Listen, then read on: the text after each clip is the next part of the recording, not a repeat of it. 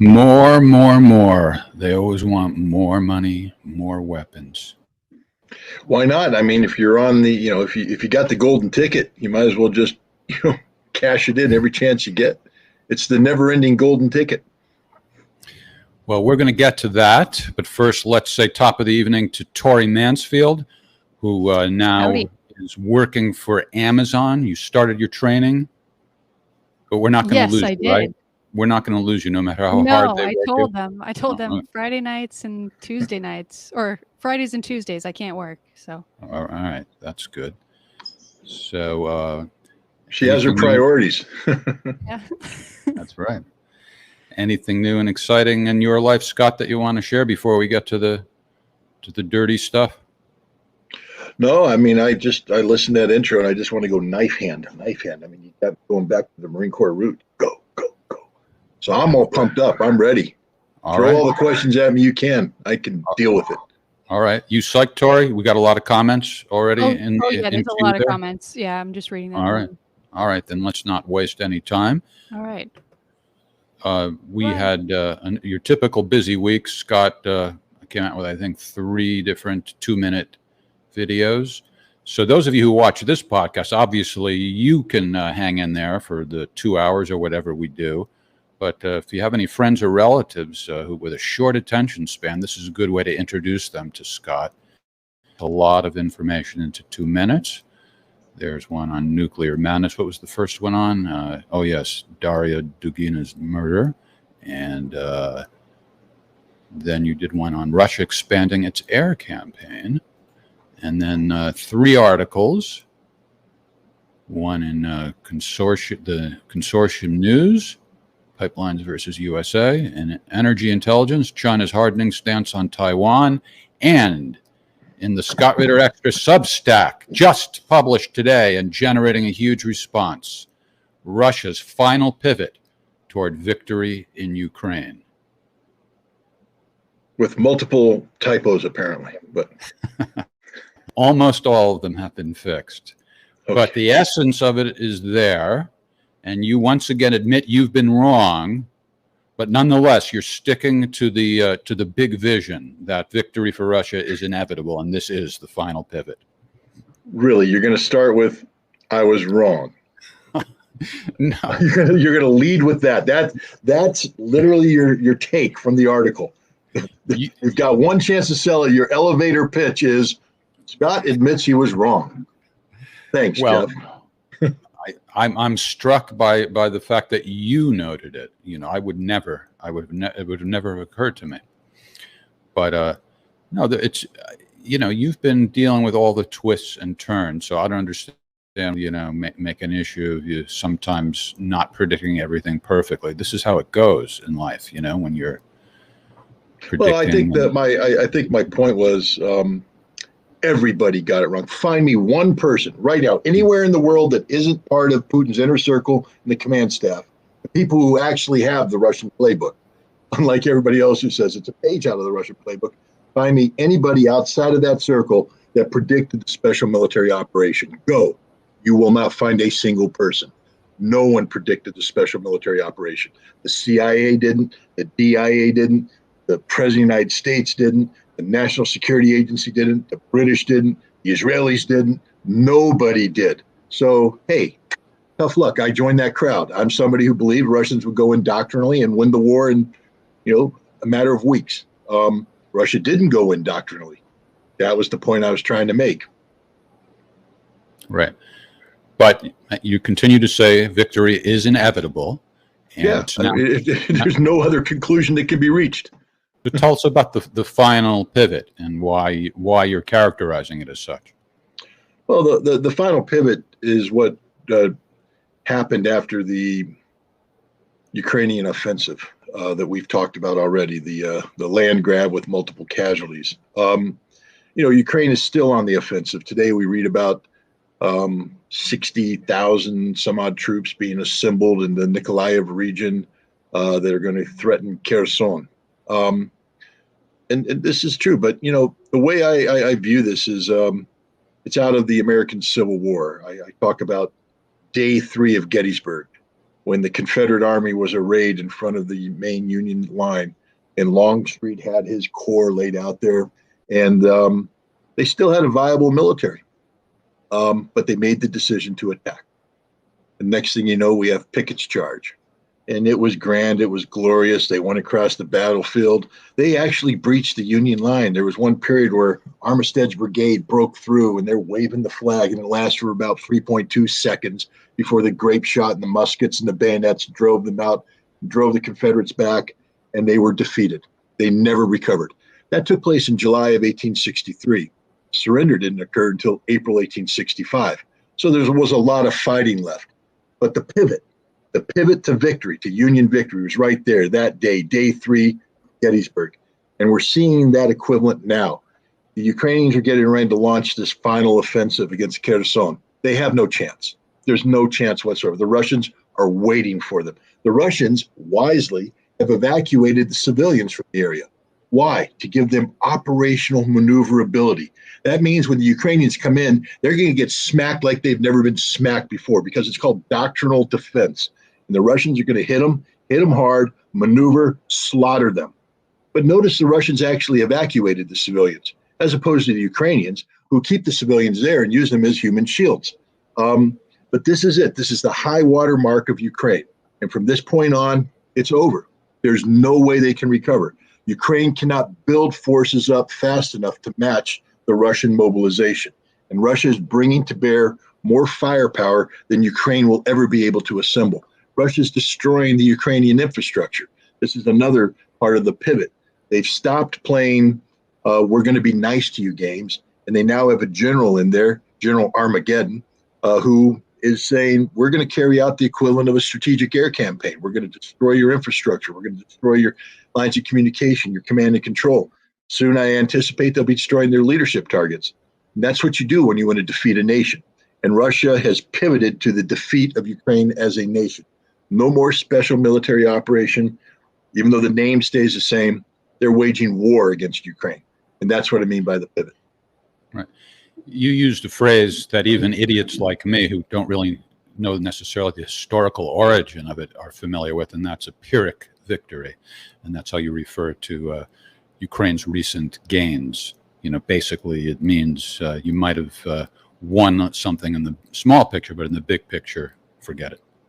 Yeah, I mean, Ukraine, you know, right now they're still living off of the glory of taking Kharkov. Yay! So they turned the map from red to blue. But in doing so, they lost about 20,000 guys. And they only killed about 200 Russians. I think Russia can take that casualty ratio all day long. You know, the thing about taking terrain that you can't hold is that it eventually goes back to the other guy.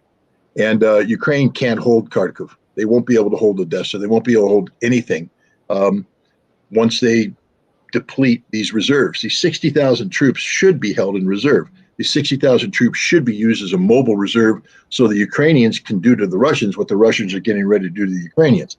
But that's not what's happening. This is a political game.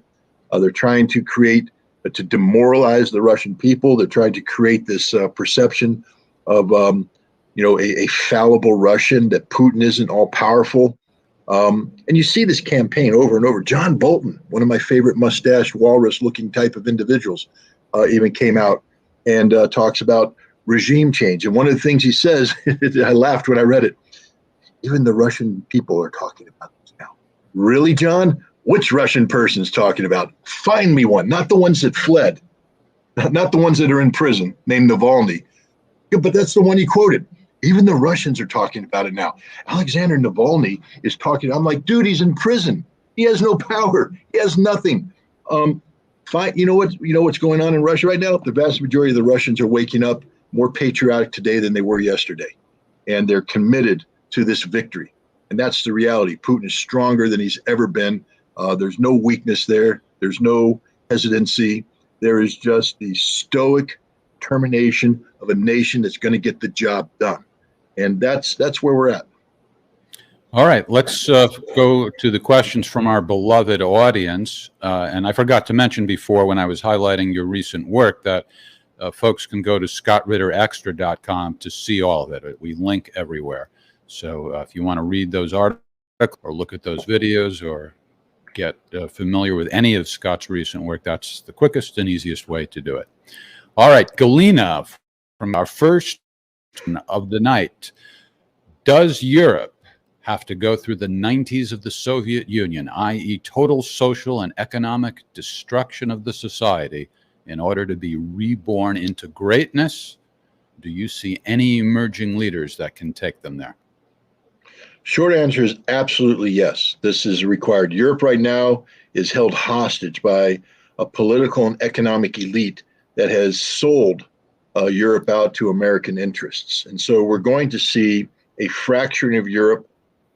I believe we're going to see the demise of the European Union. I believe we're going to see revolutionary change in Europe this winter in certain countries. And that change is going to be prompted by the destruction of the social and economic framework of each of one of these societies. Whether it's going to take a decade, I don't know, but it's going to take some time to rebuild. Germany is screwed. I mean, I apologize for my language, but Germany has some serious problems. You know who else is going to have some very serious problems very soon? Great Britain. And other nations are lining up with difficulty. The question is there anybody there who's going to lead them through? Let me answer it this way. In 1992, had anybody heard of Vladimir Putin? In 1994, could anybody predicted Vladimir Putin would have been appointed president by Boris Yeltsin in 1999? In 1997, could have anybody predicted that? In 1998, could have anybody predicted that? And the answer is no. So my point is, from the chaos that and the the destruction that's going to occur when Europe devolves into a parallel universe like the 1990s in the Soviet Union or in Russia, a leader will emerge. One that's nobody knows right now. It's going to take that chaos to generate the leadership necessary. But what I can say is it won't be anybody from the existing political and economic elite. Their day is done. They are to blame, and I don't believe the European people are going to forgive them. Just like you wouldn't see the Russians running back to Yeltsin. Find me a Russian today to vote for Boris Yeltsin. Hey, if Boris Yeltsin came back alive and wanted to run Russia, how many people would vote for him? Not going to happen. Not going to happen. He's reviled. And every one of these European leaders is going to go down in history with the same kind of stench attached to them as Boris Yeltsin. All right. Change for sure, because they always do, but we're not sure how. And that poster behind you, Bob Dylan, as he once said, things have changed. That song is going to have some special resonance one day soon. Mark, from the United States of America, a little country that I'm familiar with. Do you think the military hardware the USA left in Afghanistan is being used in Ukraine? No, I think U.S. military hardware that was intended for Afghanistan but never made it is being used in Ukraine. But the stuff that's in Afghanistan is owned by the Taliban. They're not giving it to the Ukrainians. So no, I mean, look, tomorrow someone's going to find a serial number on a rifle and say, "Aha, that was in Afghanistan and it made it to Ukraine," and they'll prove me wrong. Look, you can always find an exception to the rule, but the bottom line is the vast majority of the equipment that the Afghans have under their control is still under their control.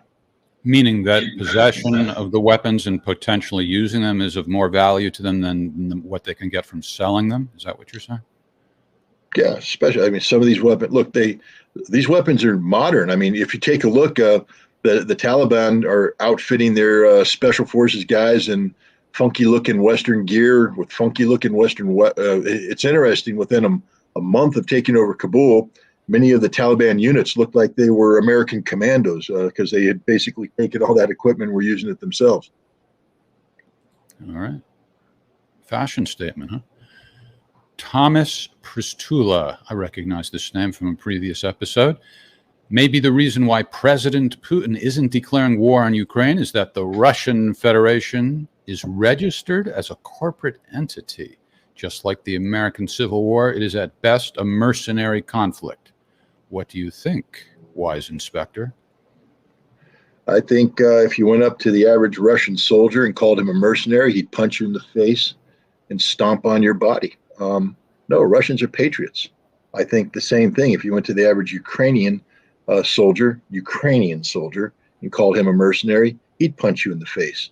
These are guys who believe in their respective countries. They're fighting and dying for their respective countries. They're not mercenaries, and it's an insult to them to call them mercenaries. That's my answer. All right. So there, Thomas, there's your answer. Hope you're happy. Tell him, Scott, I'm with you. Joe. You know where Joe's from? I'll tell you, the USA. Boy, these people are so specific. What do you make of conservative, in quotation marks, blogs and talk shows that question mainstream media on almost every issue, but have gone all in for Ukraine? Mark Levin, for example, ranted and screamed at users who did not believe Russia blew up the pipelines. I think the answer is self-evident. Mark Levin's an idiot. He's always been an idiot. He's a man who makes money from being shrill, from challenging the liberal establishment, but he is a Russian hater from day one. And I don't think there's any conservative people out there on mainstream media other than Tucker Carlson who advocates in a way that is rational when it comes to dealing with Russia. The easiest way to make money on mainstream media is to be anti-Russia. If I could go back in time, and if my only goal in life was to make money, I can tell you right now, I'd be the richest man in the world, because the first thing I would have done is sell out Saddam Hussein like you would never have believed. And he was covered in weapons structure. You know what I could have done with the reputation as a chief weapons inspector, going around saying Saddam did it, Saddam has the weapons? I'd be the darling of all media. And like everybody else who got it wrong, they would never condemn me. And then they bring me back and I join the anti-Putin crowd. The first thing I do is go write a PhD thesis on how bad Putin is. And then I'd be this advisor, everybody, Scott Ritter, Putin expert. And I'd be rolling in money. They'd make movies about me. But I'd also be a lying sack of manure. And I wouldn't be happy with who I am. No, Mark Levin and the rest of their ilk are useless. They're totally useless human beings when it comes to, doing what they claim to be doing, which is to shed light on the truth. They don't shed light on the truth. They shed light on conspiracy theories. They shed light on negativism. I don't know if that's a word, negativism, but negativity, that could be another word. There you go. But, these are... You missed that comment, but it's a nice compliment about your hair. You missed it. I need a haircut. No, the guy was saying your hair looks better than his, and you're 25 years older than he is.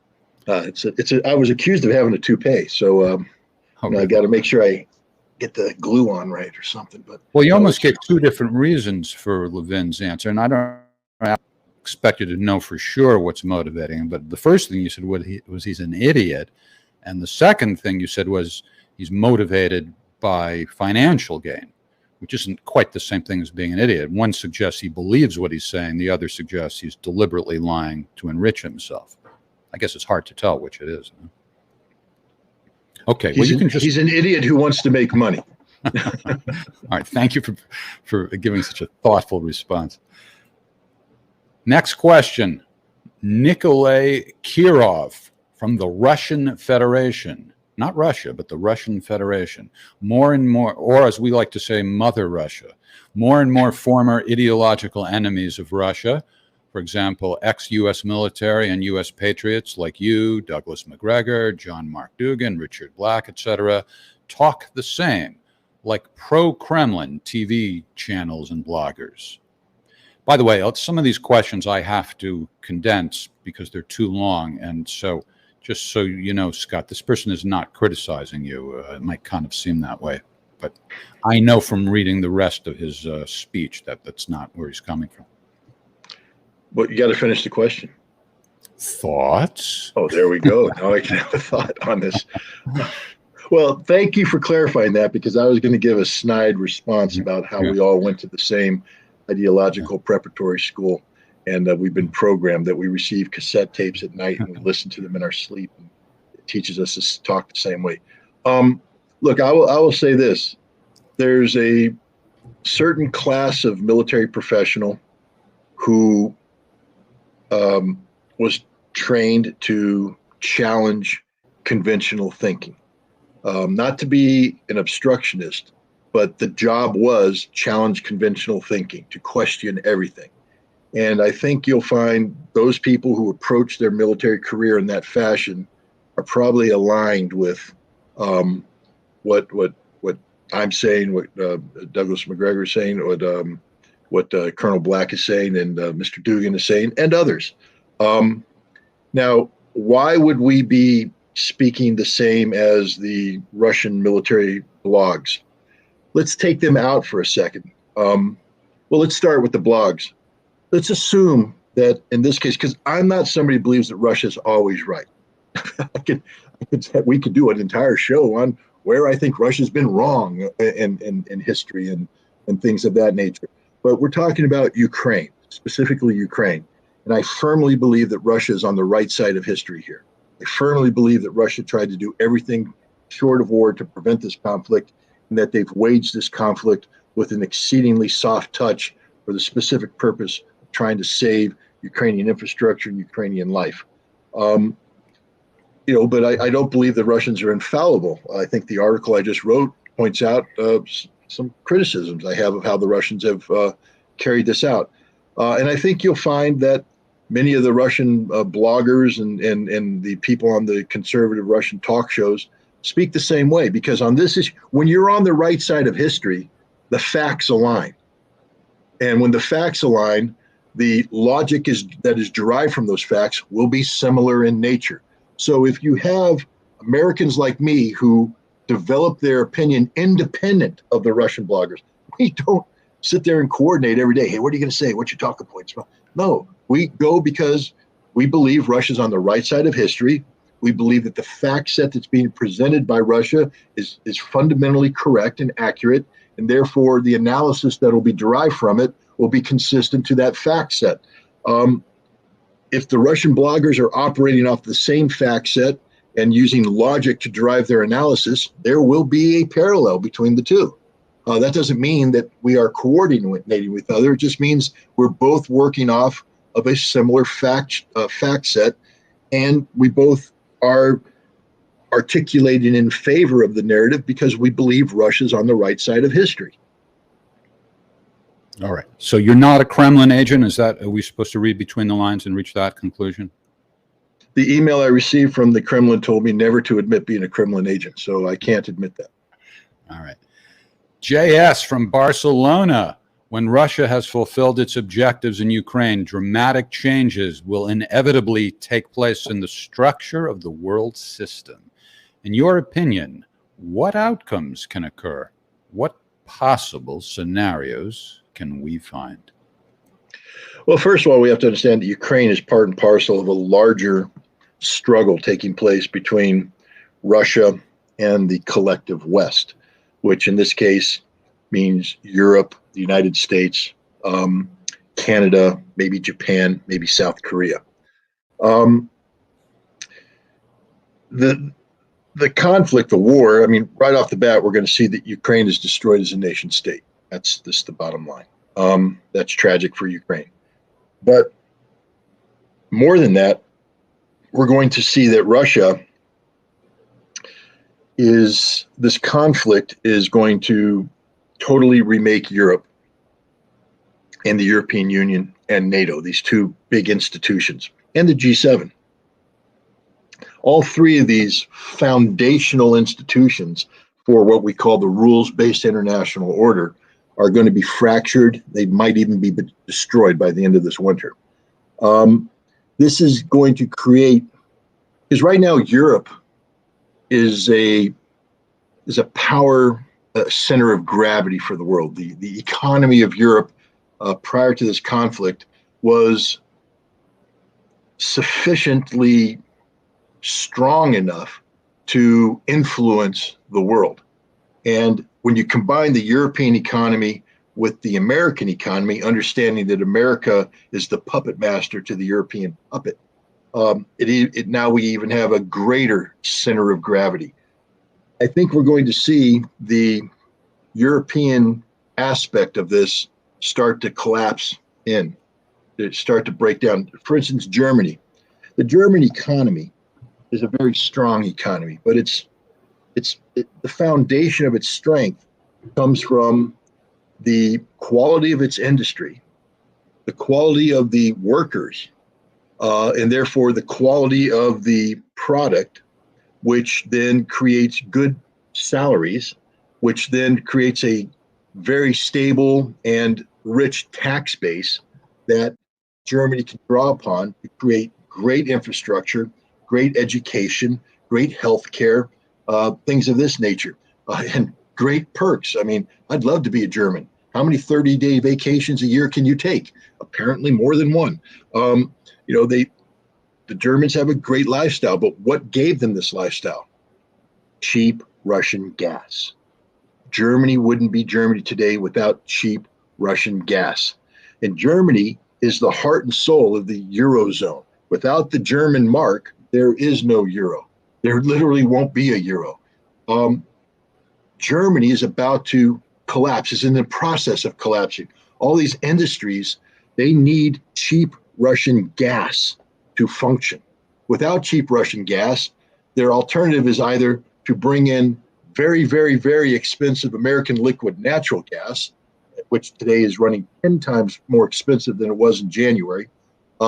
They can't afford that, because the second you plug into the very expensive American gas, the price of everything goes out of control. No German industry can survive paying those premiums. So what's their option then? To shut down. What happens when you close an industry? You're not paying the worker. What happens to this worker, this highly paid, highly skilled worker? He or she have to go find another job. They can't live in the community by this factory because they can't afford to pay the mortgage anymore. They're not making the salary. So they leave. That community that was dependent upon these, middle-class salaries to have the tax base so that they could do things, that community is going to collapse. We're going to see in Germany a replication of the Rust Belt, the American Rust Belt that broke out and is still breaking out in many parts. Germany is going to devolve into literally third world status. And there's nothing that Germany can do to recover from this. And when Germany collapses, the Eurozone collapses. And when it collapses, the European Union collapses. And as that's happening, NATO is going to collapse. And then the G7 is supposed to be the 7 largest, most influential economies in the world. Well, what happens when you get rid of Germany, when you get rid of France, when you get rid of Great Britain, when you get rid of Italy? Now it's the G3. That's not too impressive. So, what's going to replace the G7? BRICS. It's already replaced them. BRICS is far more influential today than G7 will ever be. So there's going to be this power vacuum that's going to be created. It's going to be filled by Asia. And Russia is the pivot. Russia used to be focused on the West. Russia's now going to pivot to Asia. They're in the process of pivoting to Asia.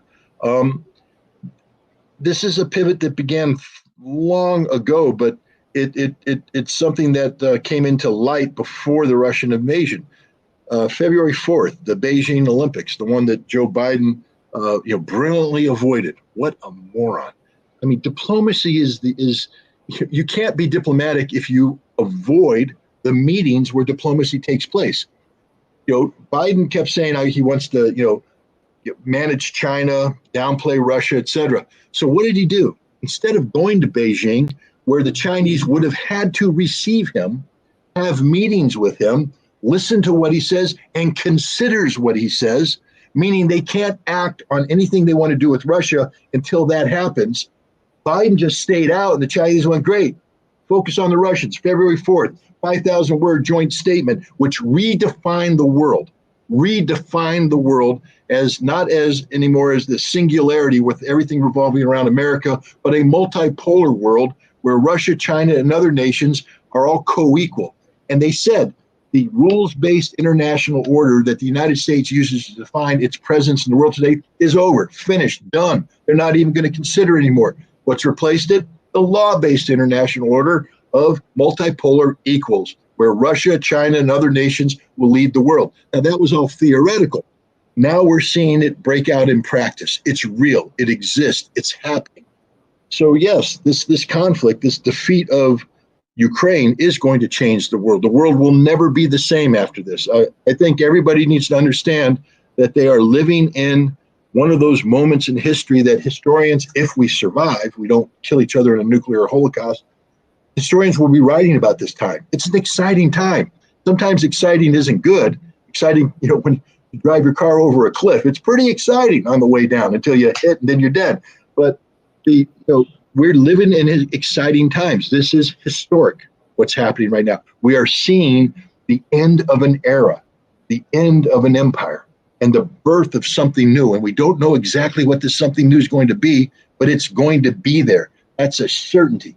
And if you're an American, it's going to be scary because the world isn't going to be the same. It's not the world that we grew up in, our fathers grew up in, our grandfathers grew up in. This is going to be a completely different world.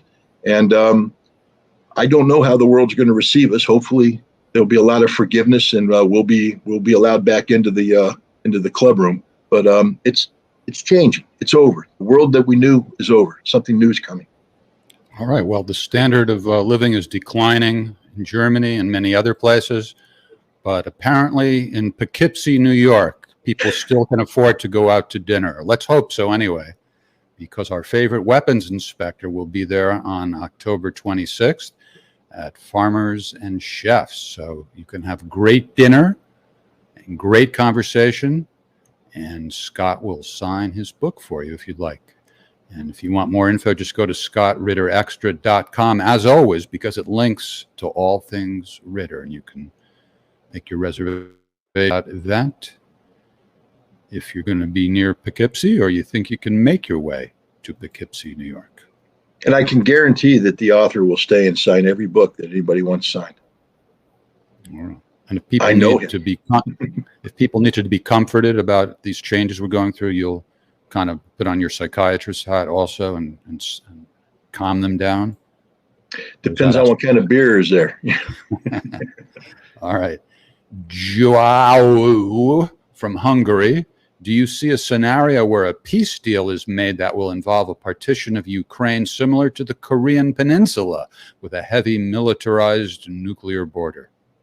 No, that would be a defeat for Russia. Russia's goal and objective here is a new European security framework that avoids that very scenario. I don't see that. I see a situation where Russia destroys Ukraine as a nation state, something new emerges.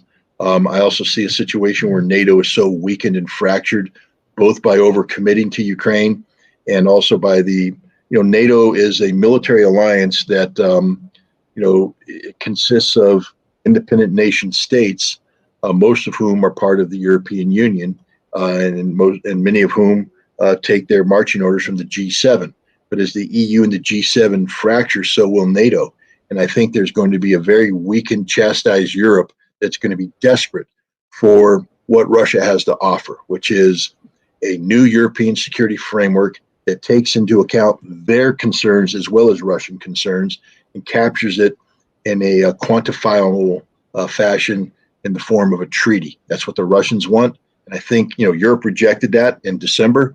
I don't think Europe's going to be in the rejection mode, because when Russia wins this conflict, Europe has an option of either bankrupting itself further to try and build up a military capability to defend against a Russian aggression that isn't coming. Russia doesn't want to take over Europe.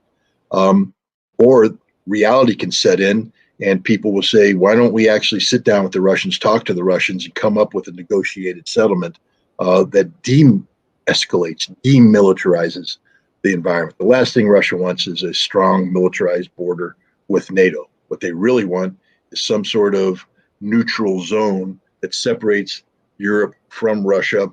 And even after that separation, instead of having massive armies built up to de-escalate, learn to peacefully coexist, and reduce, not increase, the military burden on all these nations. I think that's the Russian objective, and I'm pretty certain that Europe will be convinced that that's probably the best outcome for them as well. All right. We're moving at a great pace. Hopefully we'll have time to get to some of the live questions as well. We have a lot of people watching live and asking questions in the comments. Just a little warning there, Scott. Jean Doe from Western Europe.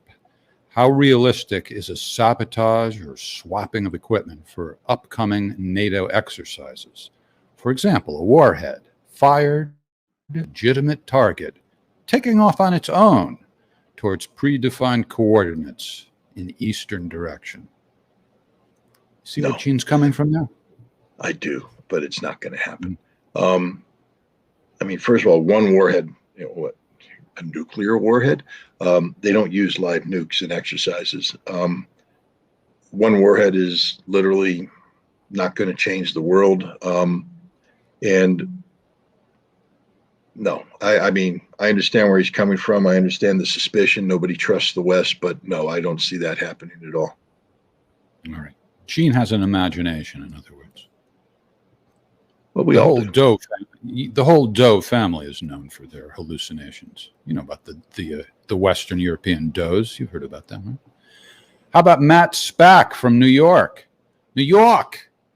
What do you have to say to the wacko conspiracy theorists who constantly push out the idea of a U.S.-Ukraine nuclear false flag as a means of NATO going into all our war with Russia? How can we debunk these friggin' idiots? That's my New York accent. Pretty bad, huh? I'm not allowed to do accents. Okay. I'm not allowed to do a lot of things anymore, but I'm not allowed to do accents. So, hey, one week your wants you to give shorter answers. Was that your cute way of referring to Marina? I'm not allowed to mention her name on the broadcast. Oh, she's like, I can barely say anything. She's like Voldemort, that who will remain unnamed. Okay.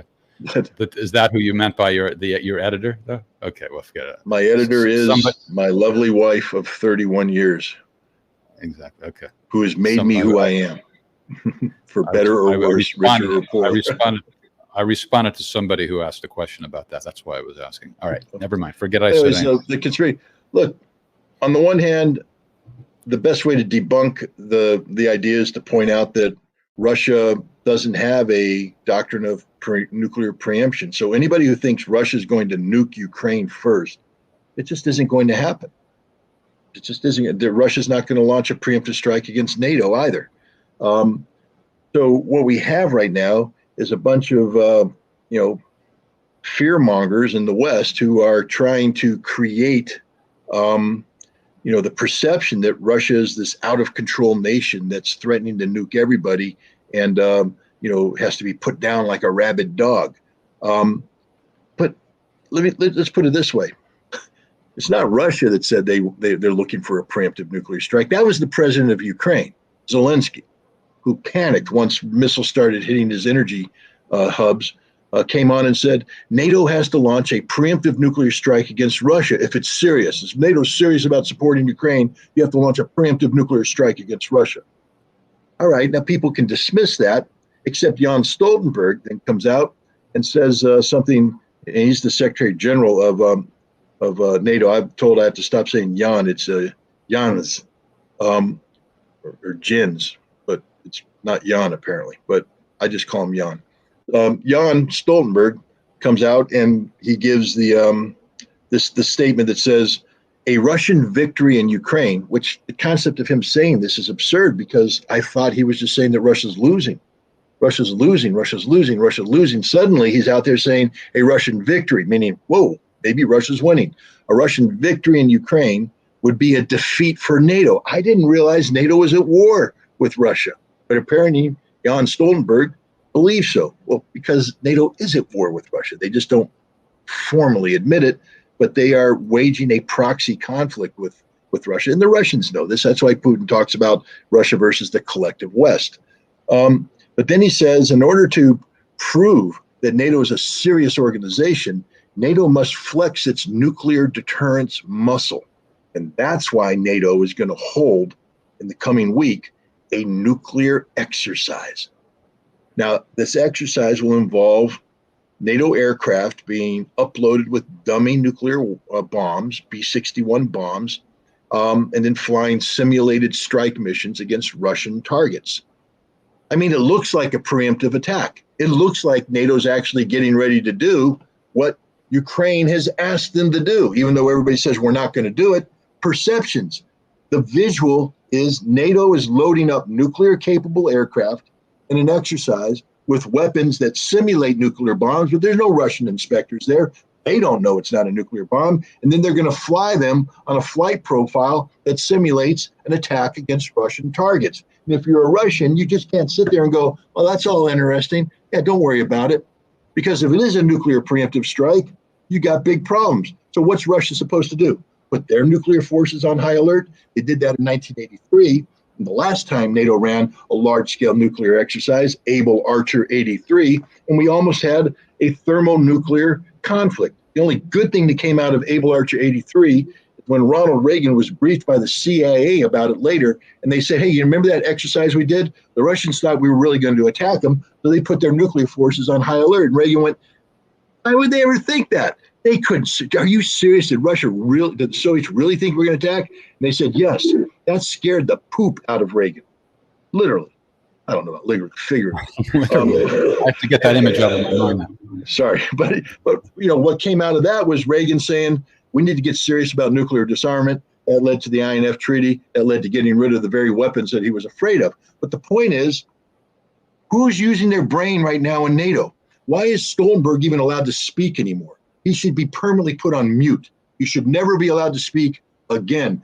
But it's not just Stoltenberg. Who in NATO thinks it's a good idea to run a nuclear exercise when your proxy, Zelensky, has begged for you to launch a preemptive nuclear strike? The smartest thing in the world would be for NATO to say the optics aren't good at this time. We want to de-escalate this problem. We want to get rid of any irresponsible talk about the use of nuclear weapons, and we're postponing this exercise until a later date. That's what responsible people would do. NATO is not a responsible organization, and what they're getting ready to do next week is sheer insanity. Okay. I found somebody who knows how to do a good New York accent. I'm funny how? I mean, funny like I'm a clown. I amuse you. That's I amuse you. He's actually funny. Yeah. From Menlo Park, California. Is World War III inevitable due to the U.S. economy collapsing and or civil unrest in response to economic woes, and war being the only way for the elites to maintain power? Depends on how you define World War III. If it's defined purely in a conventional standpoint, I think the United States may not go gently into that good night. We may not be graceful about the devolution of American economic and diplomatic power. On the other hand, I don't think the American people, you know, we have a lot of problems here at home, and I think the American people might become more interested on solving the problems here at home than they are about engaging in endless conflict around the world. The next generation of American political leadership is critical, and you know, there's going to be a big change, I believe, this fall. I think the Republicans are probably going to take the House back, and they may very well take the Senate back. And you know, the reason why they're taking them back is because of dissatisfaction amongst the American electorate to the economic aspects of the Biden administration. That's the sort of the number one. All the polling suggests that that's the number one issue. And so I think it's going to be more and more difficult for a Republican-controlled Congress to explain why they're giving away tens of billions of dollars to a failed regime in Ukraine at a time when the Americans need it here at home. So I think we're going to see a gradual drift away from the neoliberal, neoconservative engagement with the world where America must lead from the front and dominate everything. And I think we might be seeing a return to some sort of isolationism where America is more focused on fixing the problems at home than they are about controlling the world. But the problem is the problems at home require a healthy economy. And the American economy cannot be sustained at its current rate of wealth based upon the resources that are inherently available to the United States. We need to access resources around the world at prices lower than the market rate, because if we had to pay market prices, we couldn't function here at home. And that requires an aggressive foreign policy that's backed up by military power. So we're in a catch-22. Even if we don't want to go to war, we will have to remain engaged in the world and continue to find a way to keep the rules-based international order that makes all things possible for us viable for as long as possible. This is going to inherently put us in conflict with the people who are winning this economic crisis, this economic conflict, and that is Russia, China, BRICS. They're the ones that have the upper hand. They're the ones that are going to be redefining global commerce, global supply chains, resource management. The United States increasingly is going to end up on the short end of the stick. We've already seen that. There was a time when the United States could pick up the phone to Saudi Arabia and basically ask for any production rate of oil that we wanted, because we built the Aramco, the American Arab Oil Company, and we designed Saudi oil infrastructure with an overproduction capacity so that Saudis could increase the level of oil when we needed oil increase in the global market, or decrease the level of oil when we need it decreased. The Saudis were our thermometer, barometer, whatever. They controlled the temperature. The Saudis, Biden went to Saudi Arabia in July and begged them to increase the amount of oil production to by 1 million barrels a day. The Saudis told him at the time, "Well, consider it, but we'll get back to you in August when there's a meeting of OPEC plus." The plus is Russia. So what the Saudis told Biden is, "We'll get back to you, but first we got to ask the Russians what they want," because the Saudis know the most influential nation in the world about global energy security is Russia. You can't talk global energy security without Russia. The United States seems to have forgotten that. We chastise, we mock Russia as a gas station disguised as a country. Okay, if you want to do that, then admit that you're nothing more than an expensive BMW that guzzles gas, and the only gas station that's available to you is the Russian gas station. So you better think twice about sanctioning that gas station, because you're going to find yourself on a long distance trip stuck on a highway with an empty tank and nowhere to get gas. And that's where Europe is right now, and that's where the United States is heading. This is the kind of stupidity that exists in the West. But now Biden is hurting because he needs to keep gas prices down. This is how stupid the American people are.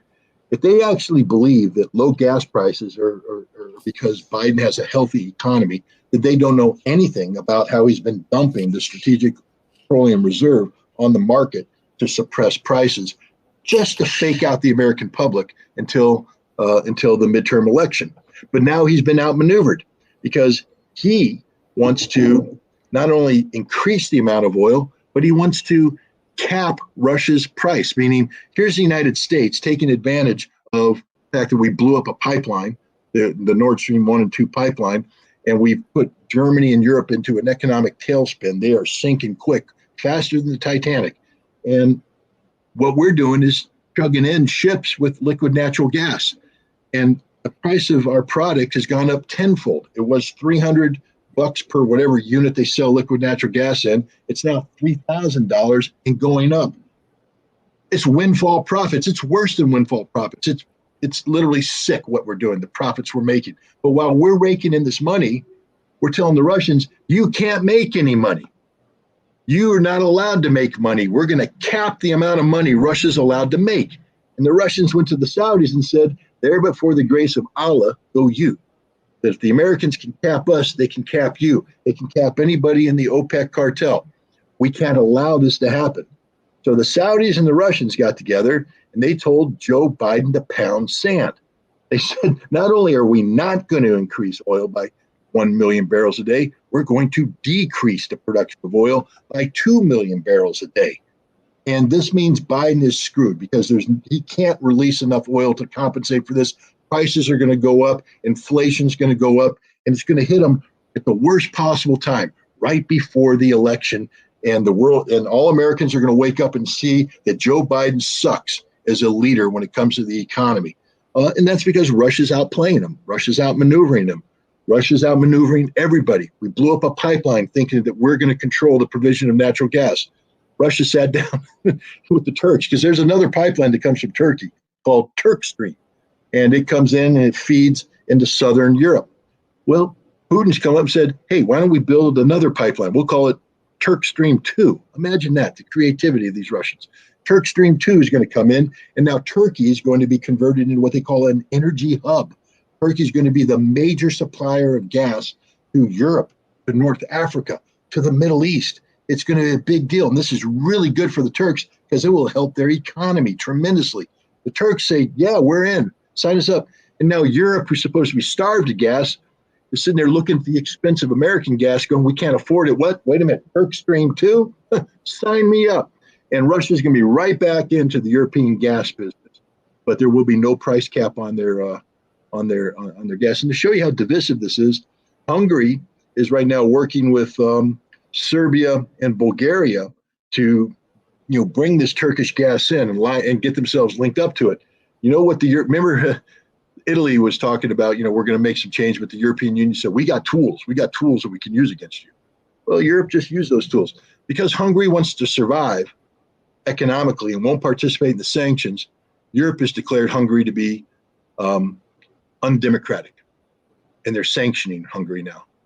Just because Hungary decided they didn't want to commit economic suicide. And this is the beginning of the end of Europe. Trust me on this one.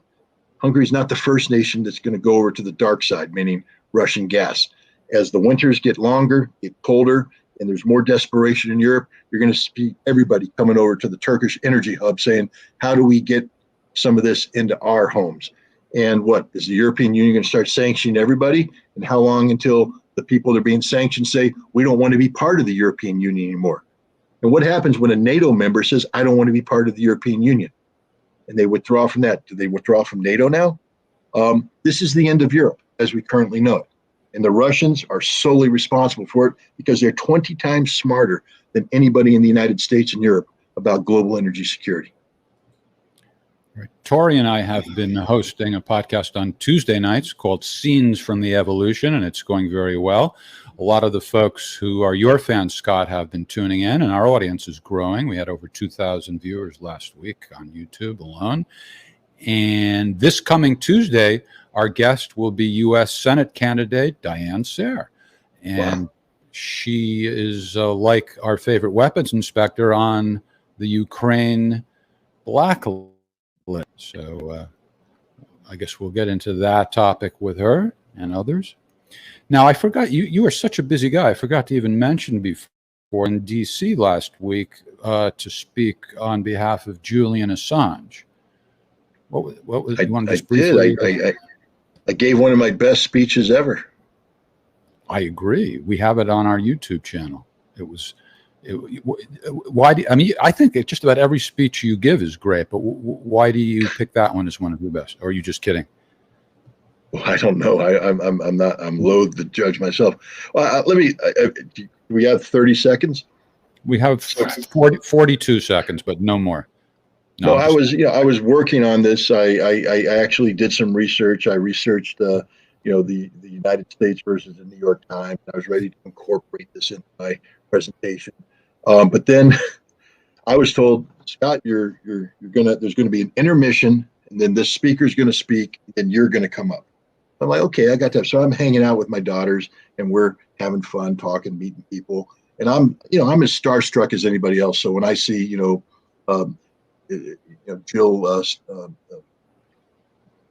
Steinberg, is that the Green candidate for president? Jill Stein. Is it Stein? Jill Stein. Yeah. Jill Stein. Yeah. Medea Benjamin, Chris Hedges, Garland Nixon. So we're all going getting our pictures taken, selfies, and all of a sudden in the background I hear the microphone. And next up, Scott Ritter. And I'm like, whoa, I'm not ready. I have no idea what I'm going to say. Literally no clue whatsoever. And I step up there and I got the microphone in my hand and my mouth opened and there it went. And I just made it up as I went along. I knew that Julian Assange was born the same year that the Supreme Court case came out. And so I said, 1971, and in that year, Julian Assange was born. And I paused because I literally didn't know what I was going to say next. And I fortunately caught on and I survived. And and I finished with an aplomb. I looked up at the flag, and I'm like, okay, now I'm pointing at the flag. I better come up with something good. And then the Jolly Roger statement came out, piracy on American democracy. So it worked out. But I literally had no clue what I was going to say when I stepped up to the podium. Well, I bet it was something like what Tori and I were discussing in a recent episode of Scenes from the Evolution, which is that artists have said, like in particular musical artists, that they channel things. Like when they write a song, like where does it come from? Bob Dylan has said this, and various other artists too. And, once you're in the zone and you're a guy who's prepared in general, you can do that. And so I guess you channeled it. I channeled it. Yeah. We need to make a T-shirt that says "Channel it." All right. T-shirt department, get on it. Dmitry from Khabarovsk. Is that how I pronounce it? Khabarovsk? Khabarovsk, Russia. Russophobia has to be eliminated from the USA if we want any meaningful peace between the USA and Russia. Do you think this can be done, and how? I am familiar with the USA and its society, and I do not see any simple ways, frankly. Well, look, there's nothing going to be simple about this. You're talking about the deprogramming of a society. The American public has been programmed to be Russophobic for years. Every time you turn on the TV, mainstream media, go to Rachel Maddow. Don't go to Rachel Maddow, but if you watch Rachel Maddow, she's just all over Russia. Putin's bad, Russia's evil, boom. Everybody's that way. What can be done about it? Look, in addition to this show where we answer questions and try to humanize Russia, I do another show called I forget what it's called, the Scott Ritter Show. but that show. You lost the apology, so that's good. We like that. Remember the I wanted to call it. I wanted to call it Great Conversations or dynamic dialogue, something like that. But they stuck with the Scott Ritter Show. But on that show, I bring on a Russian guest every week, and the idea is to have a conversation with a Russian so that the Russian can explain Russia to me, an American, and by doing so, explain it to an American audience. So it's a process of trying to deprogram American society. Anybody who watches it will hopefully walk away and say, I never thought of it that way. That's something new. I learned something new every week. And I'm somebody who studies Russia. So I do that. And you and I are talking about, at some point in time, doing what we're doing here and trying to create bridges of connectivity between American society and Russian society to encourage Russians and Americans to talk with each other, to converse, to learn, to educate. Russophobia is a fear. It's a fear of Russia. And fear is generated by ignorance. And the best way to overcome fear is to empower people with knowledge and information. And that's what we're trying to do here on this show. That's what I try and do everything that I do. Not because I'm pro-Russian. I'm pro-humanity. I'm pro-American. I think it's important that rather than learning to kill each other and hating each other, that we actually learn that we all really care about the same thing in the end. We want the same thing. We're the same kind of people. We might listen to different music. We might eat different kinds of food, but try the food. It's not bad. Listen to the music. It's not bad. Talk to the people. You'll find out they're not evil. They're just like you. They laugh. They cry. It's the same thing, just a different language. So don't try and learn the language though, because that's the other thing I've been banned from. I'm not allowed to speak Russian ever again. So it's over for me. Russia, if you're listening. Okay, Rob H. from Virginia. Can history repeat itself in Germany? Previously, the leadership left the German people cold, hungry, upset, and jobless, which created the opportunity for a far-right gifted rise through the political ranks. Short answer is yes. I mean, Germany's going to go through a very dangerous time, and from this this chaos that's going to erupt in Germany and in Europe, you're going to see different political factions come into power, factions that have been suppressed by the current political and economic elite. And Germany already has its fertile ground for far-right movements. There is a nascent Nazi movement in Germany. You would think that could never happen, but it's there. It's under the surface. The skinheads, the Nazis, they're there. And when Germany collapses, you will see them emerge. And there will probably be street battles all throughout Germany between the Nazis and the communists, the Nazis and the leftists. It's exactly what happened in the 1920s and 1930s. So yeah, I mean, if somebody emerges there from the far right who captures the imagination of a desperate German people, who tells them that Germany can be great again, and they buy into it, and they get the trains to run on time, and they get the factories to open up, they get the jobs to come back, we could have a nice little mustachioed leader once again in Germany. It's a very dangerous time, which is why it would have been smart for the United States not to deliberately cripple Germany by blowing up their pipeline. Okay, somebody named Sammy Davis was asking where they can see the Scott Ritter Show. So one way to do it is just to go on YouTube and search Scott Ritter Show, and you'll find it that way.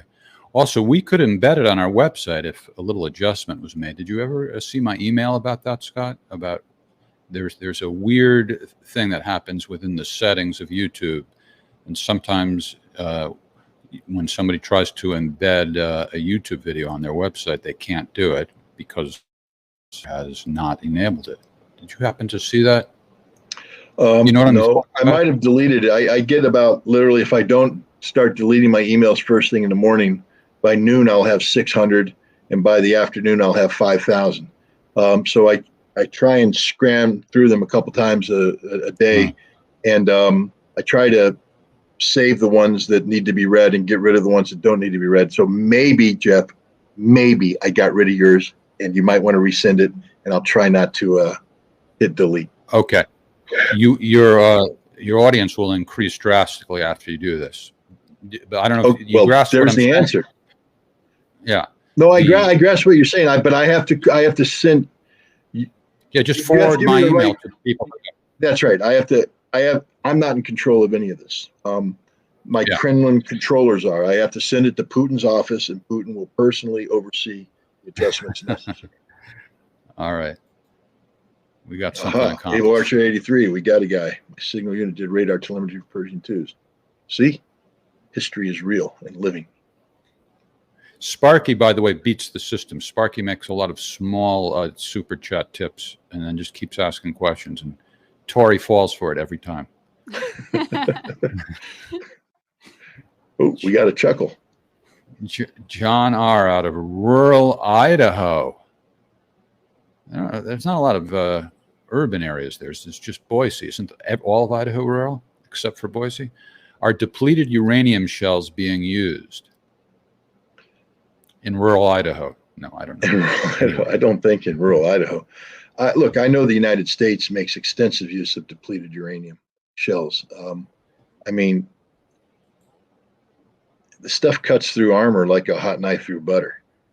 So there's an attractiveness to it, but that also it leaves contamination. It causes harm to Americans who use it. It causes harm to civilians who live in the area afterwards.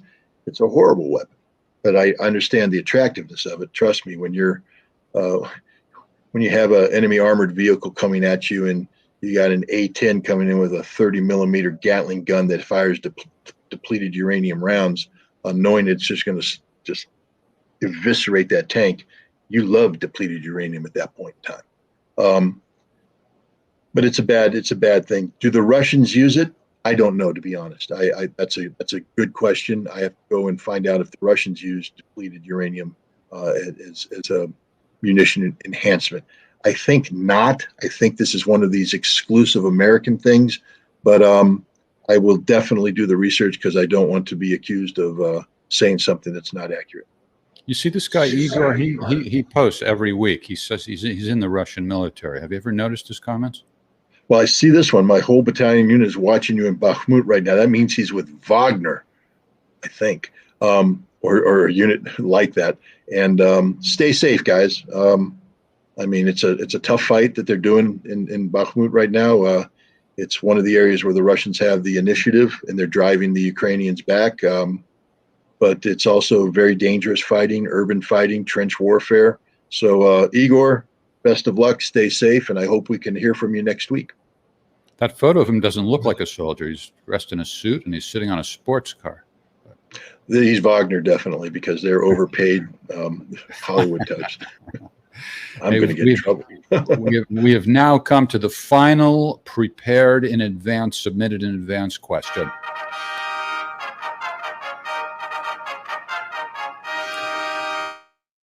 From Nick Andridge, or something like that, maybe, in Colorado Springs. How many young people actually left Russia to avoid being drafted, and where did most of them go? Well, we don't have the exact numbers. First of all, let's start with the premise that they left Russia to avoid being drafted. Very few people left Russia to avoid being drafted. Why? Because you're not being drafted. You're either in the reserves or you're not in the reserves. You either served in the military prior or you didn't. And if you never served in the military, you're not going to be called up for this partial mobilization or any mobilization of the reserves. And there's 25 million people ahead of you before your name gets called up. So the people who fled weren't fleeing because they were about to be rounded up. They're fleeing because they either don't like Putin, they don't want to support this conflict, or they want to help generate the perception of mass discontent, or they're just plain old cowards. I mean, I'm going to call it as I see it. If you fled during this period of time, Russia has no use for you, because you're fleeing your motherland in a time of need. If you don't understand what's going on in Ukraine, then you're ignorant, or you're a paid agent of the West. How many of them left? We don't know. We received, there's numbers that are published about, 240,000, 250,000.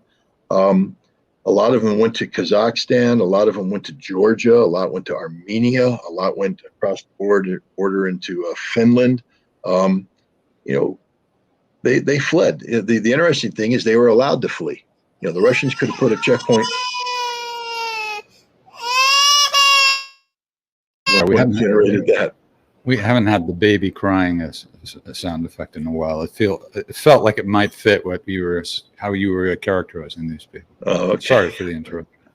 Well, no, that just sounds like where's the camera? What's going on? But no, Jeff, you threw me off. I'm sorry. Threw me off. I'm terrible.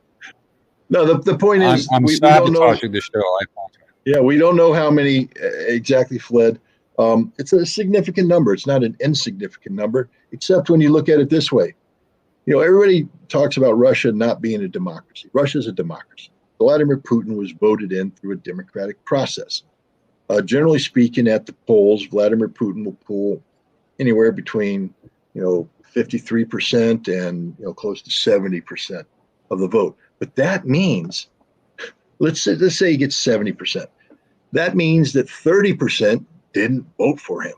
And of that 30%, there's a significant number, let's call it 20%, that really don't like him. And there are plenty of people in Russia who straight up don't like Vladimir Putin. And 20% of 150 million is 30 million people. And given the fact that we have, generally speaking, about 50-50 split between men and women, that's 15 million men. And of that 15 million men, let's say that 7 million of them fall within the age parameters that are being called up. So of the 7 million men who hate Vladimir Putin, 200,000 of them fled. I'm not too impressed with the statistics here. I think that a lot of this fleeing was part and parcel of a concerted effort that's being waged by anti-Putin elements to create the perception of deep and meaningful discontent inside inside Russia. And it's part of an overall strategy that some people call the death by 1,000 cuts, meaning that you're just going to sit there and you're going to nick Putin here, there, everywhere, and eventually Russian society is going to be overwhelmed with this sense of failure as a leader. And then there will be a new Moscow Maidan. That's what Zelensky wants, a Moscow Maidan that overthrows Putin. That's what John Bolton wants. John Bolton is sitting there begging the Russian people to do this. He heard it from the Russian people that they're ready. Oh, yeah, that was Alexander Navalny. He didn't hear it from anybody. But my point is that's what's going on with these guys fleeing.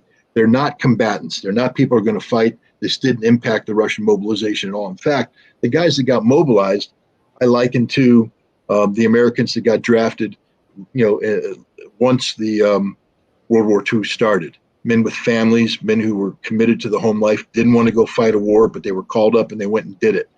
They're not guys waving the flag, shouting USA, USA. They're guys who realize the quickest way home is by completing the mission on the battlefield. And that's the 300,000 guys they got.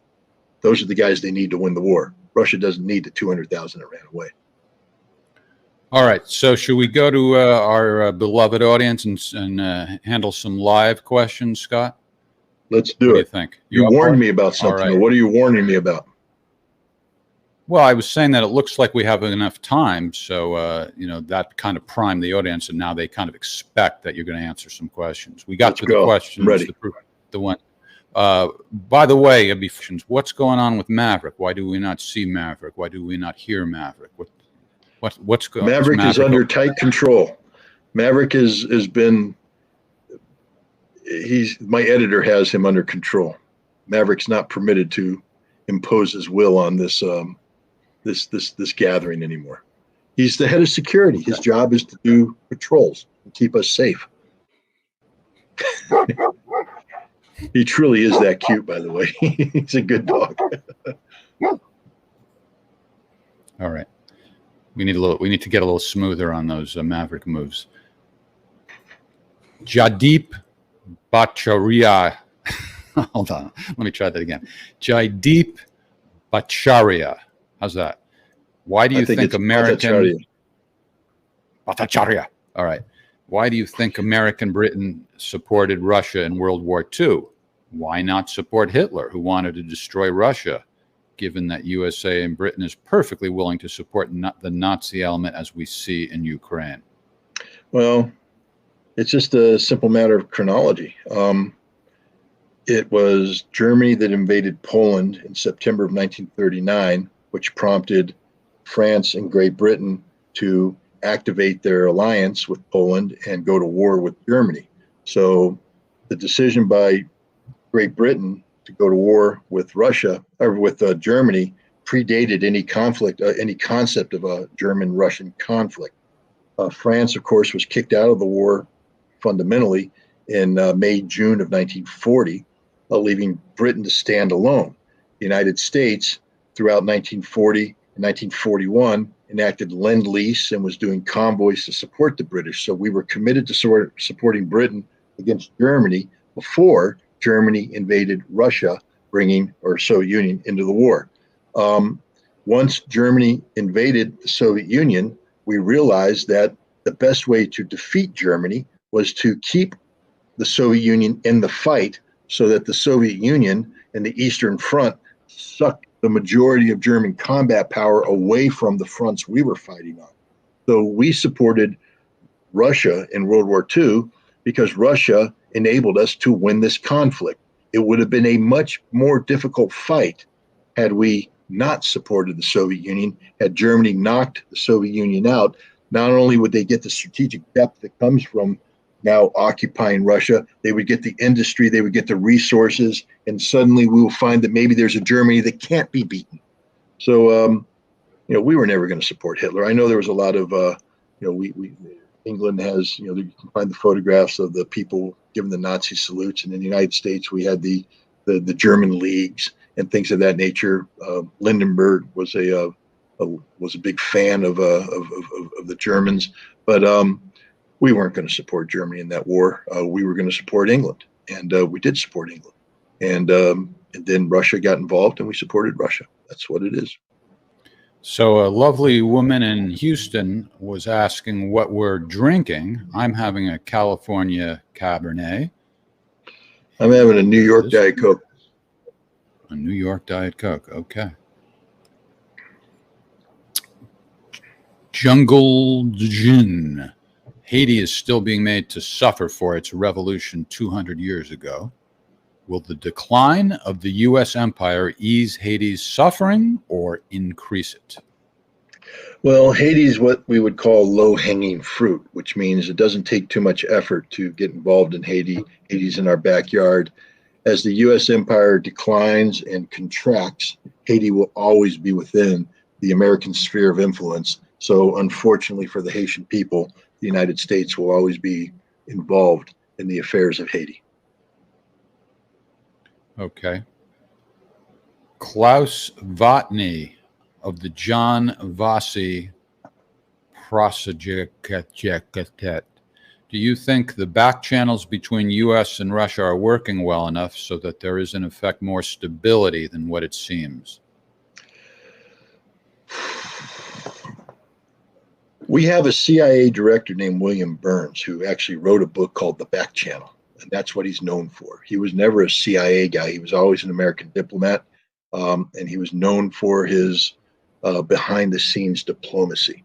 And one of the reasons why he was selected as the CIA director was to open up critical back channels. And he's a former U.S. ambassador to Russia, so one can only assume that he would be the ideal person to carry out this, back channel diplomacy if it was taking place. I believe that William Burns is doing just that, but the other reason why you pick the CIA to do back channel and not the State Department is because you want to keep it secret, especially in politically sensitive times where Joe Biden has positioned himself to be, the golden knight standing up to the black knight that is Vladimir Putin. So you can't be sitting there and having a known interaction with the Russians while you're posturing yourself against the Russians. The Lancaster, Pennsylvania. I went to college in Lancaster, Pennsylvania, Franklin and Marshall College. I'm sorry. I know I'm not allowed to let these things distract me, but I saw that one. You keep So I saying you're not allowed to do that. I do believe that there's a back channel taking place, but I also think it's because it's being conducted by a professional who understands the importance of back channels, and it's done by the CIA, that we're not going to see too much about that. Now, that's a good thing. And yes, I do think the back channel allows for the kind of communication that must occur to keep things on the straight and level so that we don't go lurching left and right, back and forth at a time when people are talking about nuclear weapons. So, yeah, that's my feeling on the back channel. All right.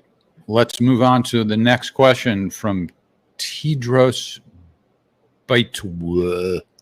What do you think about Paul Craig Roberts' opinion on what is going on with the war? How Putin is mishandling the war, allowing provocations leading to World War III?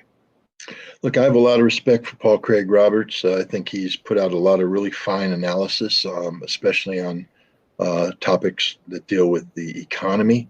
I read the article in question, and I have to say I disagree with him fundamentally. I think his article shows just a basic misunderstanding of Russia, what Russia is.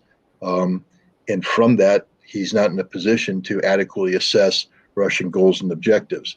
I don't think he spent enough time reading Putin's speeches. I don't think he spent enough time familiarizing himself with Russian history, the history that Putin refers to. And I don't think that he is, paid close enough attention to the real issues that are derived from the notion of Russia fighting Ukraine. I had an interesting conversation with Mr. Kulikov, a Russian historian and political scientist, this week, in fact. And, he made the point that you can't just sit here and say that Russia goes to war against Ukraine, because that's what Paul Craig Roberts is saying. You must go to war. Anything short of war is you're being foolish. You're being fooled. You're being led down the wrong path. Hey, Paul Craig Roberts, what would you say if New York and New Jersey went to war? after years of peaceful coexistence where New York girls go hunt down New York boys and New York boys go hunt down New York girls. They get married. They have families. They have families in both states. They visit each other. They party with each other. They go to Six Flags, whether it's in New Jersey or in New York. What would you say now? They're at war with one another, and what? They're supposed to learn to hate each other and wage war against each other as if that's the frickin' enemy? No way, man. You know, you need to learn about Russian history. You need to learn about the closeness between the Russian people and the Ukrainian people. Don't pretend that Russia can just hit a switch and go to war. It's not that easy, and that's where you got it fundamentally wrong. Russia's waging a special military operation because this conflict is unlike anything we in the West can comprehend. All right. Also, never trust a guy with 3 names. Also, that's just pretentious. William Scott Ritter. Come on, man. But you don't use it. You don't use all. I don't. You're right. Gina Del Grata Glaglia. What do you think will be Zelensky's end? Done away with by Putin and/or NATO? Also, will Kiev be overtaken? Will Ukraine cease to exist? Hey, that's too many questions. Who can even remember them all, let alone answer them? How do I think Zelensky's going to end? I think Zelensky's going to be assassinated by the Ukrainian military. That's my personal belief. If he's smart, he'll realize that's the ultimate, that's what's going to happen to him, and he'll flee. But if he sticks around too long, I think the Ukrainian military is going to recognize that he's the problem and a bullet is the solution. How will Kiev be overtaken? I think that once Zelensky is killed and his inner circle is purged, that Kiev will be surrendered. And there will be a negotiated conclusion that will have a limited number of Russian troops making a presence just to make sure that everything's kosher. But in the end, Kiev will be turned over to a new political authority selected by Russia. Will Ukraine cease to exist? That's up to Ukraine. I personally believe that Ukraine is probably going to lose up to 4 more oblasts by the time this is done. Odessa, Kharkiv, Nikolaev, and Dnipropetrovsk. I believe that the final status of Western Ukraine is uncertain at this point in time. Who's going to finally control it? I don't believe it will be the Poles, but it could be Belarus. Who knows? It's not going to be allowed to exist as a standalone entity festering with Banderist ideology. That will be purged. But I honestly believe that at the end of this, because Ukraine is being used by NATO and the United States, that this conflict will go on too long. And as a result, Ukraine will be destroyed as a nation state. And what ultimately emerges will not look anything like what Ukraine's looked like when the conflict started. All right. 3 questions, 3 answers. That was 4. Sorry. Igor's back. Scott, do you know that Ukraine is paying with U.S. taxpayers' money for ISIS terrorists to fight? We just captured 6 ISIS fighters. I'm in Bakhmut now. Well, congratulations on capturing 6 ISIS fighters. It's not just the ISIS terrorists that, I've heard stories about this. I personally can't confirm any of this, but I've heard that the United States has a list of names of people that we have trained to bring down the Assad regime. These are people affiliated with Al-Qaeda and ISIS that have received U.S. training. We know who they are. And I believe that the CIA is enabling a pipeline that brings these personnel from Syria to Ukraine to fight on behalf of Ukraine. It disgusts me, not only because of the quality of these individuals. I don't hold them in high regard at all. They're terrorists belonging to terrorist organizations. But it's not just that we're paying money to these fighters on the front, these terrorists. That money's going to Al-Qaeda, ISIS, as organizations. That means the United States is funding Al-Qaeda, the organization that took down the Twin Towers, the organization that blew up the Pentagon, the organization that tried to blow up the U.S. Capitol. We're paying them right now, not just the people on the ground. We're paying the organizational structures, and they're going to use that money as they see fit. You know what they may do with that money? They may go and buy Javelin missiles and Stinger missiles that we provided to the Ukrainians, who have then sold them on the black market to terrorist and criminal elements in Europe. The Germans just found a Stinger missile from Ukraine in Germany. getting ready to shoot down an airliner. So now we have Al-Qaeda using American money, buying American weapons that we gave to the Ukrainians who sold it on the black market. And who are they going to use them against? This is ridiculous. There it is. We're getting ISIS from northern Syria. They're traveling from Turkey. There's no doubt in my mind that this is taking place. You're probably also getting a bunch of Americans that are traveling in from New Jersey. You're probably getting against a Frenchman coming in from Marseille. You're getting a bunch of mercenaries that are getting paid $2,000 to $4,000 a day to fight in Ukraine. They call them, I think the term that they use is executive protection services. That's the contract vehicle under which they're recruited. That's a euphemism for people who have special close-in protection skills, people who are trained to do diplomatic protection, et cetera. These guys are, they're being recruited, they're being paid a hell of a lot of money, and they're fighting very hard. I mean, the Western ones especially have certain skill set, but I have to question the ultimate motivation of somebody who fights for money. Because at some point in time, that money's only good if you live to spend it. And so therefore, if your objective is to spend money at the big party that you're going to go to when the war's over, and now you're called upon to do what soldiers are often called upon, dig deep and push hard, knowing you may not make it.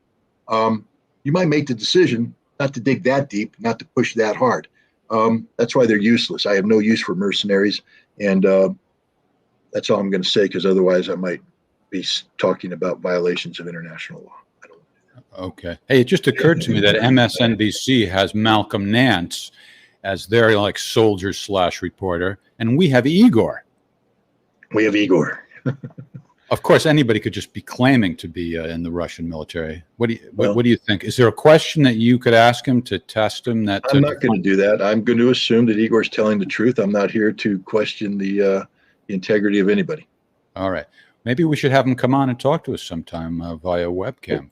We don't want to get Igor in trouble. And remember, internet connectivity with people operating on the front line could be traced, and that'd be a good way to kill Igor. So hopefully he's using some sort of VPN cutout that disguises where he's located right now. All right. Well, he just heard my suggestion. He can respond, and we'll see what he says. This is an existential war. Are we in an air raid? Smoke. Stand by. 3, cruise missile caliber. Stand by. All right. Never pass up an opportunity to mock Malcolm Nance, I say. Todd Smith has a question. I think there's a question mark at the end there. Okay, let me go to the beginning. Are Western leaders ignoring the influence upon Russians of the Great Patriotic War regarding everything from tactics to public morale? Well, I would say that, first of all, if the Russians are using tactics derived from the Great Patriotic War today, they're in deep trouble, because tactics are a reflection of a number of things, including the technology you bring to bear. Modern weaponry dictates different tactics. The greater dispersal of your troops, the longer range of the systems, the greater lethality and accuracy all have an impact on the tactics. So I don't think that the Russians are using World War II tactics. But the morale ones, that's the important one. I don't think that the West fully comprehends the role that the Great Patriotic War plays in shaping the psyche and the psychology of modern day Russia. It's real. It's there. There are monuments in virtually every major population center in the Soviet Union that are dedicated to the sacrifice made by those who were alive at that time. The workers, the fighters, everybody. And this was real. At least 27 million people lost their lives in that conflict. There's not a family that didn't suffer, didn't feel something. So we ignore that at our own peril.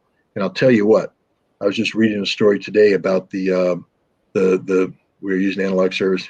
There he goes. See, the guy's, he's right on me. Do you want to come on, Igor? Let us know if you want to come on with a webcam. The troops are training right now, and what they said at the end of the training is, let us not shame our grandparents. Let us not shame our grandparents. Why would they say that? Because their grandparents fought in the Second World War, the Great Patriotic War. And this resonates with them. They will not shame their grandparents. How many Americans here say, I'm not going to shame my grandparent? None. We don't care. World War II is ancient history. We don't even think about Vietnam anymore. We don't even think of, it's amazing. I was a Desert Storm veteran, and people are like, what? Desert what? What? Did we find? Oh, yeah. We had that little thing going on back then. And the longer this goes on, people are starting to forget the early phases of the conflict in Afghanistan and Iraq. That was 20 years ago. 20 years ago. Mind-boggling. It's been that long. Americans forget their history, forget the lessons of the past. But, the Great Patriotic War was almost 80 years ago, and it still resonates on a daily basis in a deep and meaningful fashion with the people in Russia today. Don't you have to know history to begin with in order to forget it? Wow, Jeff, you just threw a curveball at me. Heavy. That's heavy. I'm going to have to drink on that one. All right. So Paulo Costorolangi Mangalahamani says, what will happen to Israel? Would you prefer a little more context to that question? I think it's a fair question. Mm-hmm. What will happen to Israel? Look, I'm somebody who spent a lot of time in Israel, and I have a deep respect for the Israeli people. I like the Israeli people. I believe Israel has a right to exist, but I don't believe Israel has a right to exist at the expense of other people. And the Israelis right now are on a track to literally totally isolating themselves in an environment where they're surrounded by, people that outnumber them by a significant number. And it's an impossible conflict to sustain. The longer Israel operates the way it currently is, with total disregard to the needs, wants, desires of the Palestinian population, the more Israel turns itself into something that can't be supported. I have to be honest. Had I been exposed to Israel today, I was exposed to Israel in the 1990s when they were led by a guy named Yitzhak Rabin. And I was familiar with the Camp David peace process. I was comfortable with the fact that Israel was working with the Palestinians imperfectly, but working with them to try and find a way to peacefully coexist. That's an Israel that I could support, did support. I can't support Israel today. Can't support what Israel has become. That doesn't mean that I want Israel to end. That doesn't mean I want harm to befall the Israeli people. But what it means is that I don't think the United States should be underwriting Israel. I don't think we should be sending money to Israel. I don't think we should be supporting this government. This government needs to be sanctioned. Israel needs to be treated like a pariah nation, because that's what it is, a pariah nation.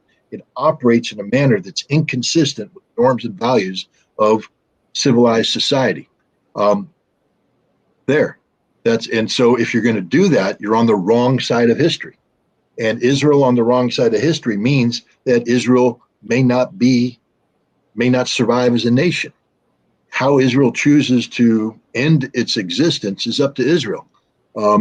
Hopefully Israel will figure out how to get on the right side of history and learn to peacefully coexist with its Arab neighbors, especially with the Palestinians. But there's a lot of hate right now. Hamas, the Palestinian Authority, Hezbollah, these people don't have much love for Israel because Israel's treated them in an abhorrent fashion. That's my answer about Israel. Well, you certainly how many audience members did we lose? I was just going to say, you certainly choose your words more carefully than Kanye West chooses his when it comes to referring to Jewish people. Okay, so Igor is back. Thank you, guys. Thanks, everyone. I don't think I can come on. I can get in trouble from my superior officers. We are not allowed to be online, but we break the rule once in the whole, but only us. Okay. Well, thank you for breaking the rule. All right. State Department backs Lula.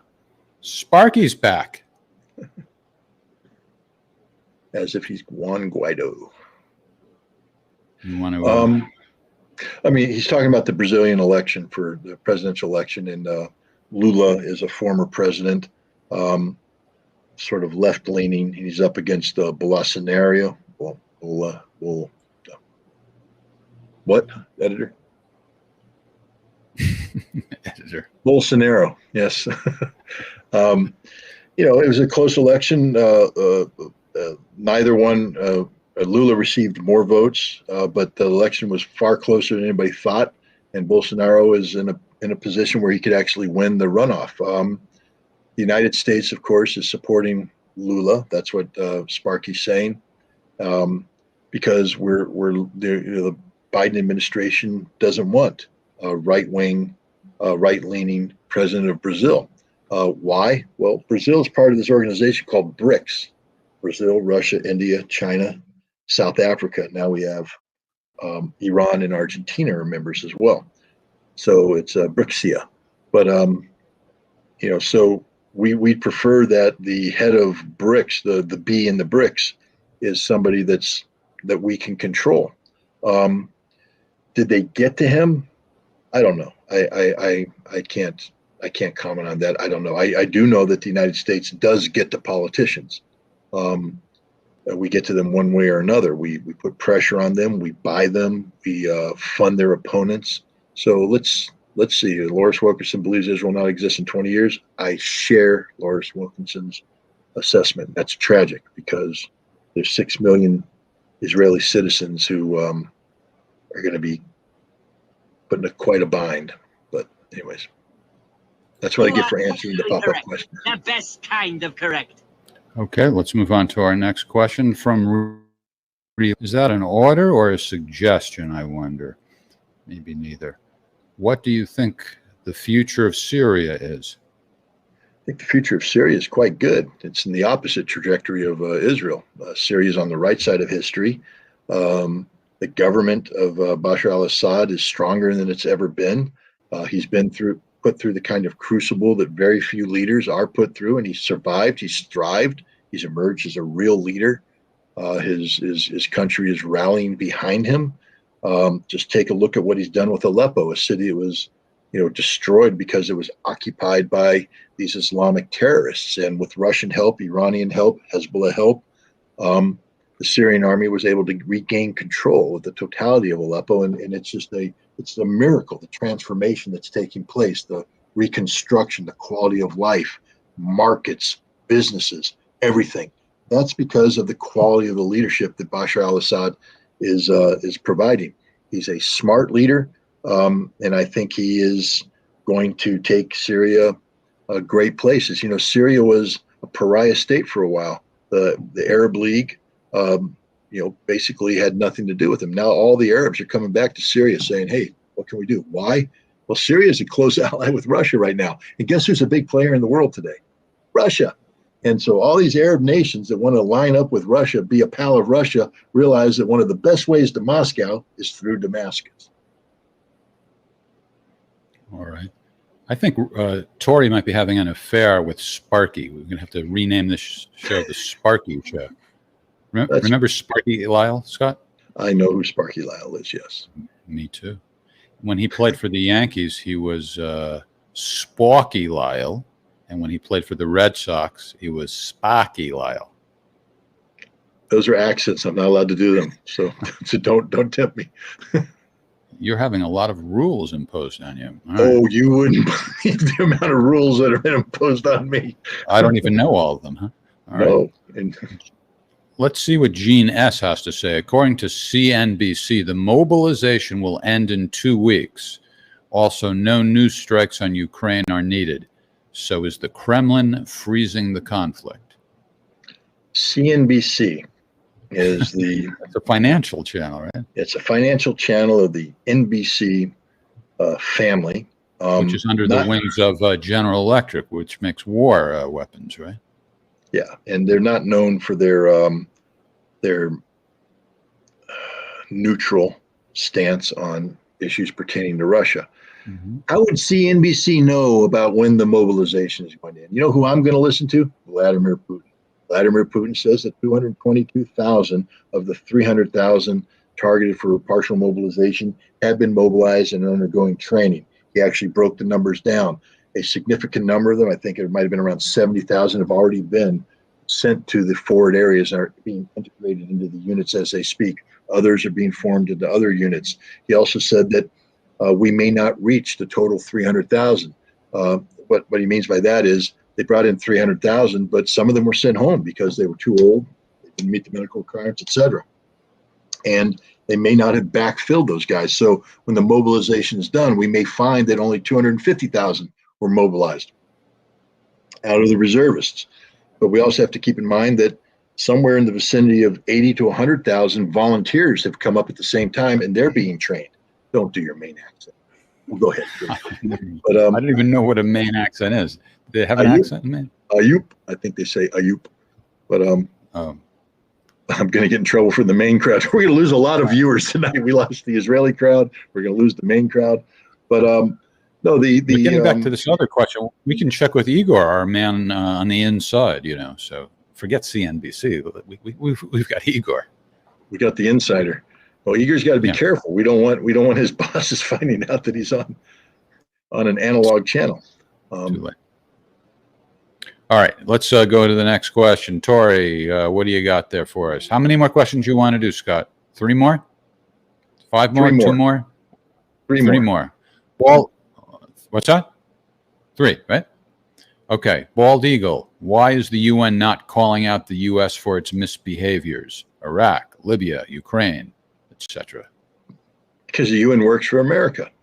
Look, I was at the UN. I know what goes on. The arm twisting that goes on.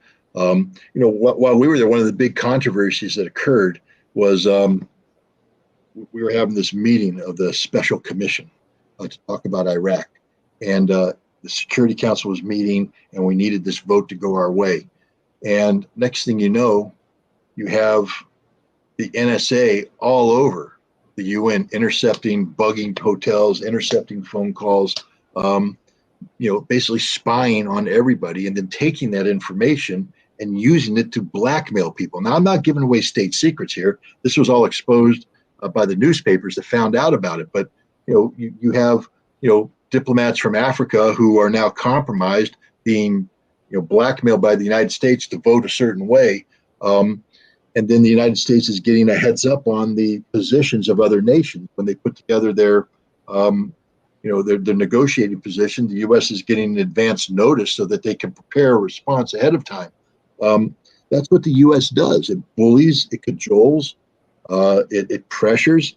And so the UN will never do anything. The other thing is, take a look at who pays for the UN. The majority of the money that makes the UN exist comes from the United States. And at any time, the United States can just turn off the spigot. And we've done that in the past. So the UN is never going to condemn the United States, ever. Just that's the truth. Plus, you got to come here to go to the UN, right? New York, baby. Well, the Russians may not want to be here. We tried to stop the Russians from coming. We can't do that by law, by treaty. And yet we sat there and, no, we reject the Russians. We can't let them until the last second. Russia and other parts of the world are starting to get fed up. And again, here, let's talk about the UN. They're bragging about this vote in the General Assembly. 115 nations out of 100 and some odd voted against Russia, the majority of the world. But take the populations of the nations that didn't vote against Russia, and you'll find out that the majority of the world, by population, actually supports the Russians.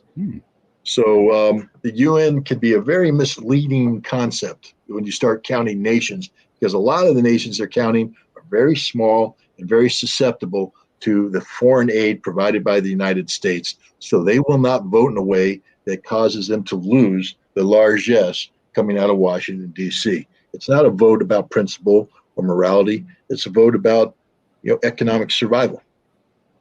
Okay, 2 more questions, Scott. Anton Ivanov asks, what can you say about the ongoing protests in Iran? What can we say about that? First of all, we have to recognize that there are many women in Iran who find the laws about the hijab objectionable, and their point of view gets magnified here in the West by women who just reject that concept totally. But those women are a minority in Iran. Iran is actually a very conservative religious nation, You know what's not playing on the TV? The CIA has done a great job of training young Iranians how to use social media. They teach them how to use these cameras, these cell phones, and how to capture video, and then get the video out so it can be played over and over again, not only on social media, but on mainstream media. There's a direct feed from Iran to CNBC, to MSNBC, to CNN, to BBC, and so this is out there. You know what's not being shown? That the streets of Iran cities are filled with women and conservative men out there demonstrating in support of the government. The anti-government demonstrations look impressive depending on the camera angle that you take. They're trained to do that. How do you make 100 people look like 1,000 people? Just make sure there's no gaps and you move it around and it looks impressive. But if you pull back, suddenly you realize, oh, there's not too many people there. There ain't no pulling back from a pro-government demonstration. The streets are packed, loaded with people. Iran is a fundamentally conservative nation that supports a fundamentally conservative government. Now, the other thing that's going on here is, this girl, this 25-year-old girl who died. It's tragic. Any death is tragic. But if you take a look at the videotape of what happened, she wasn't assaulted. She had an underlying pre-existing health condition. And I think she got very upset with what the lady said about how she was dressed. And then there was no physical contact. The lady touched her clothing, just lifted it up, and then she was talking to her. That there's no slapping, and the girl turned around and then appeared to have a heart attack, fell face first into a chair, and then they tried to revive her, took her to the hospital, and she died. Suddenly, it got turned into she was killed in police custody. And that's what generated all this protest. She wasn't killed in police custody. She died in police custody because she had a heart attack that was generated by a pre-existing condition that might have been exacerbated by her emotional state. But the notion that she was tortured to death or somehow maltreated is absurd in the extreme. And yet that's the story that took off, that was played here in the United States and then fed back into Iran using the BBC, the Radio Liberty, and things of like that nature, fed back in to a segment of Iranian society that then operates as they have been instructed to do. We saw this in 2009 with the so-called Green Revolution that protested against Ahmadinejad winning the election. This was all CIA funded, coordinated. The guy, there was a guy, Cohen. Can't remember his first name, but he was a young kid, worked for the State Department. But he's the guy that famously or infamously made the phone call to Twitter, because the Iranians were trained how to use Twitter, and they're sitting there blasting out all these tweets about what's going on, and Twitter was going to shut down for maintenance. So he gets on the phone and says, keep it open, we need to keep it open. So the US government ordered Twitter to keep it functioning so the Iranians that we trained could continue broadcasting information out so the mainstream media could blow it up. But the Green Revolution it was real, but it wasn't as real as we made it out to be. There's actually much more support for the Iranian government. The theocracy has a much more solid base of support than the West understands. That's a reality. It's a tragedy what happened to that girl. And would I like women to have greater rights in Iran? Of course I would. But it's not my choice. It's not my decision. It's the decision of the Iranian people. And I think the Iranian people have made their choice. And that is, right now they're rallying around the theocracy. They're not siding with, and we call this democracy, but understand who's supporting this. Monarchists, people who are supporting the Shah's son or grandson, whoever's still in Los Angeles out there. These are people supporting the MEK, the Mujahideen al-Khalq, a terrorist organization right now based out of Albania, who not only assassinated Americans back in the 1970s, but they assassinate people throughout Iran. They work for Israeli intelligence. They're the ones who help fabricate the intelligence about the Iranian nuclear program. They're there. They have various separatist groups. They support these Arab groups in Avaz. They support the Azeris in the north. So we pick these groups, we raise them up, we support the Kurds. And they create the perception of this anti-government sentiment that simply doesn't exist in mainstream Iranian society. So I think the protests we're seeing on TV are being magnified by our media to be bigger than they are, and we're not catching the reality that in many ways they're instigated by the CIA. Have you heard from our Iranian friend Mitra lately? I have not. Oh, okay. Hope she's okay. All right. So we've come to our final question. Jamie Lee McFadden. I'm going to let that one slide. I won't inflict my three-name bias against that because that's a hyphenated name. So that doesn't count as three. That's okay. Scott, why do you think more people haven't caught on to color revolutions?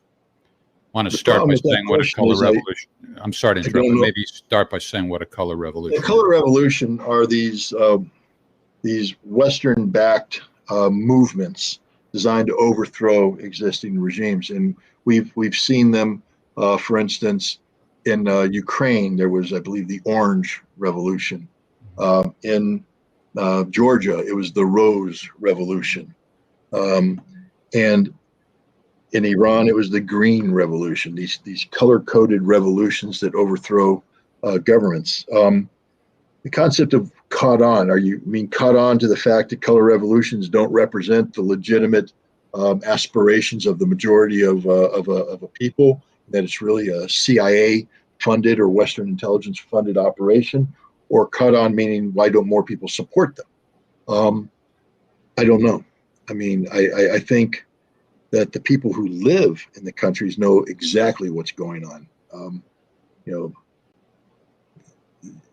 They're not stupid. The Georgians know what happened in the Rose Revolution. The Ukrainians know what happened in the Orange Revolution.